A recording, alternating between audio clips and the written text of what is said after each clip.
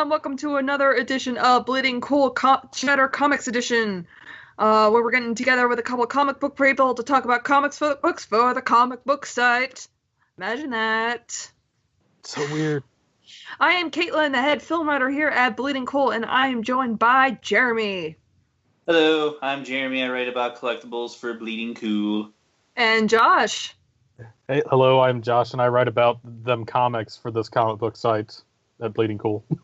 Okay, what are we covering this time? Kick-Ass, the new one. Okay, I feel The new one. the new one. So this is a new character, right? No. Oh? Well, it's the same name. Everything else about it's completely different. Yeah, it's a new person. New person. Yeah, it's a new person behind the lady. green mask. It's a lady. There was an actress who came out and said that they wanted to play the new version of Kick-Ass. I can't remember which one it was. Neither can I. I didn't read that. Ooh, I wonder who it was now. I'll Google it. You guys talk. I'll Google it. All right. Do you want me to start on this one?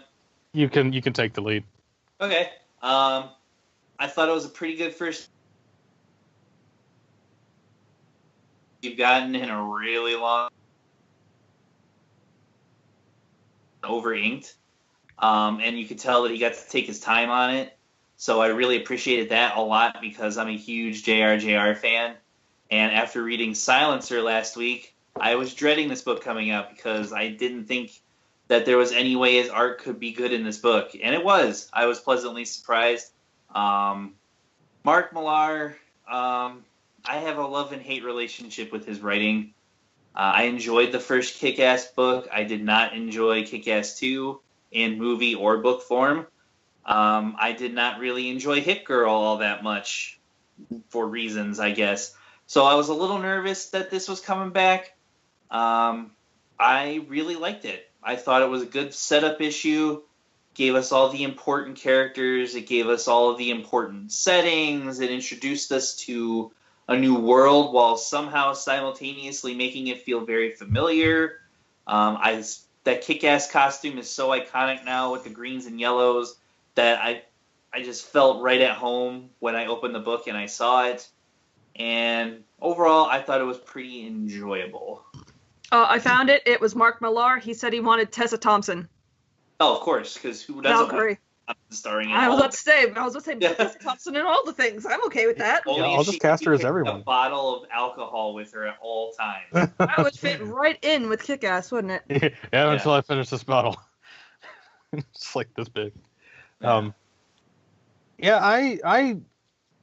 I mostly enjoyed it. The Afghanistan section. Was it Afghanistan? I just realized I wasn't entirely sure. Yeah, okay, Afghanistan. That felt a little over long. Mark Millar. Fair enough. Yeah, I was about to say, I haven't read a lot of Mark Millar, and even I know that.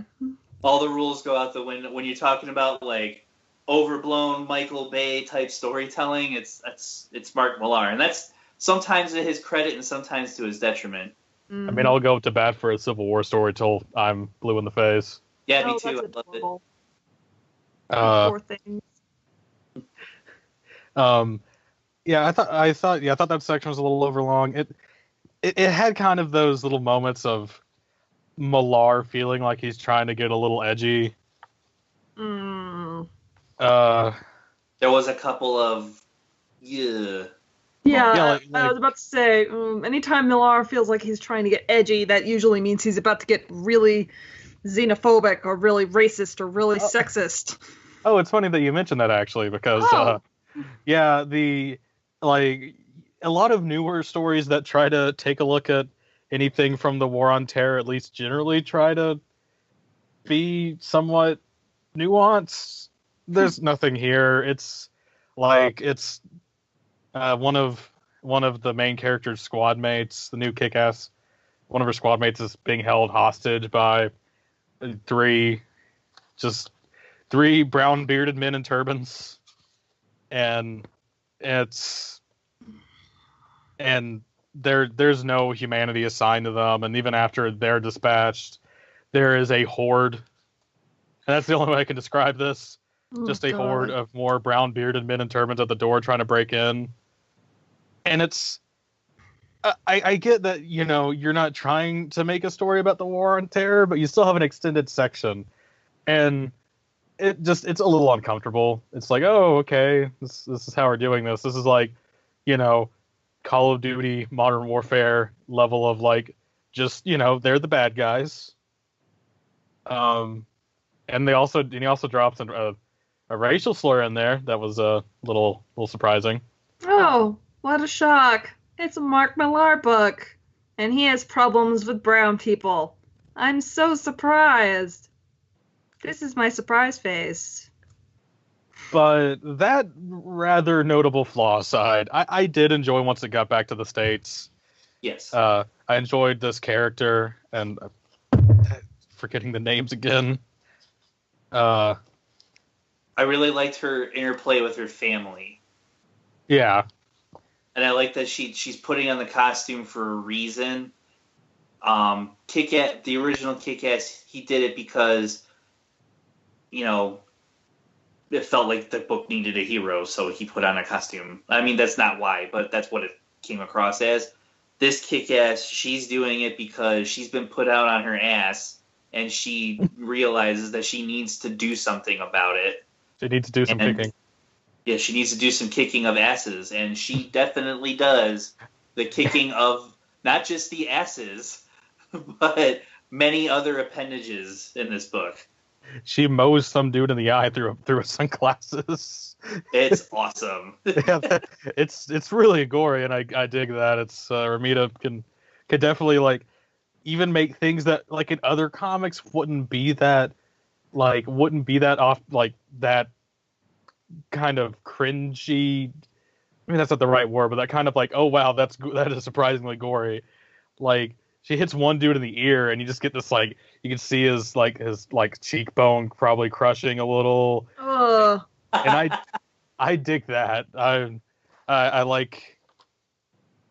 do like my gore when appropriate in comics. All right. So I have my issues with Mark Millar, so I don't. I don't know. It's like, I can totally understand if someone heard, you know, my description of the Afghanistan sections, thought, "Yep, nope, that's not for me." I can't fault anyone for that, because when something like that's in there, it's not likely to go away just because we're not in Afghanistan anymore. Again, Yeah. It is Mark Millar. But see, I didn't enjoy the war stuff either. I just thought it was really cliched and kind of just bad writing. But like I said, the stuff surrounding that, like the issues with her husband leaving her while she was at war, and being the main breadwinner, and just seeing how he was gonna. You got this sense that he was a huge drain on her, and now that she's free of that, she's like, okay, well, I've always been the maid breadwinner. I've always been the one doing all of the work for this family, and now I really have to put even more effort in, and I need to rise to the occasion. And she does. I think she's going to, and I think she does by the end of the issue. You're just like, she's getting stuff done, and it's awesome. Yeah, that part I like. The war stuff, he's 100,000% correct. It's dumb. But the rest of it surrounding it, with the family meeting her and not knowing how to tell her that her husband's left her without telling her, by the way, and all of that stuff all completely worked for me. Yeah, the family interplay was good. And I also kind of like how it's a little bit of an inverse on the original Kick-Ass, where the original character, and I forget his name, Aaron Taylor Johnson. I don't remember that character's name either. When the guy Aaron Taylor Johnson plays starts off, you know, he's kind of a loser, not very, you know, just kind of a dork and not doing it very, you know, gets his ass kicked. Whereas you don't really have to go through that here, which I feel like is kind of playing on expectations. Because you almost expect this, like, oh yeah, first outing, it's not going to go well. Oh no, she's really competent and, well, kicks some ass appropriately. Yeah. Also, was there any chance that we weren't going to make a bunch of kick-ass puns throughout this entire thing? No yellow cards on this one. I wouldn't want to live in a world where I couldn't make kick-ass puns. Fine, I won't give you any crap for making bad puns. Jeez. Just remember Undertaker Donatello, and that'll make everything better. But yeah, I would say that for a first issue of a Mark Millar comic, if there's one thing that Mark Millar is really good at as a storyteller, he's really good at hooking a reader in the first issue, and this does that. Yeah, that's what it boils down to. It's your typical first issue Mark Millar comic. It's gonna make you want to read the second one. We'll see if he can keep it up. Fair enough. For someone who has not read any of the comics but has watched both of the movies, would they be able to pick this up and understand it? Yep. As someone who's watched the first movie and not read any of the comics before, yeah, it was really easy to get into. Also, and we kind of talked about this off camera earlier, I like the idea that there's kind of this vague possibility that this might not be sharing the same universe as the original Kick-Ass, because again, it still just kind of feels, and I might be wrong, and I might be sounding like an idiot, but I kind of like that, because whenever they refer to her being dressed up as Kick-Ass, they keep referring to her as a cosplayer and as someone, or one of those idiots in New York who tries to dress up and gets their ass kicked. That makes me think of the people in Times Square. So it does feel like there's a vague possibility. I was thinking was it Phoenix Jones, that dude in Seattle from a few years back who went out and got his nose broken. But yeah, I kind of like the weird idea that she might just be taking all this idea from a comic book, which that kind of feels like it's in a way keeping the same spirit of the original Kick-Ass. Yeah. While maybe not sharing this actual same continuity. Again, I might be wrong and trying to read way too much into that detail, but it'd be interesting if that's how it turns out to be going forward. Yeah. All right. Any other final thoughts? Something so that you think the family dynamic is worth trying to get through that really cliched war part, even for somebody who really doesn't like Mark Millar usually? If you don't like Mark Millar, you shouldn't be reading this comic book. This is not going to convert anyone? Nope. That's important to know. It is not going to. If you have a that's all. That's my final thought. If you've already made up your mind on Mark Millar, if you've read all the Mark Millar you can handle, and you're buying this for some reason, then you only have yourself to blame.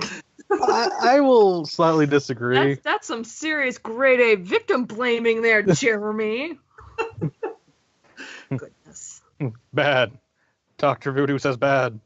But I kind of disagree. I don't know. I'm not super well versed in Millar, but I liked Civil War. I know a lot of his Ultimate stuff by reputation. Well, his Marvel stuff is not. That's reined in Mark Millar. That's under constraints. You can't do that much different, Mark Millar.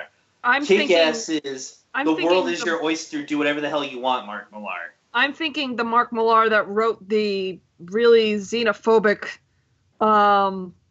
comic right after 9/11 happened. I don't even remember what it's called.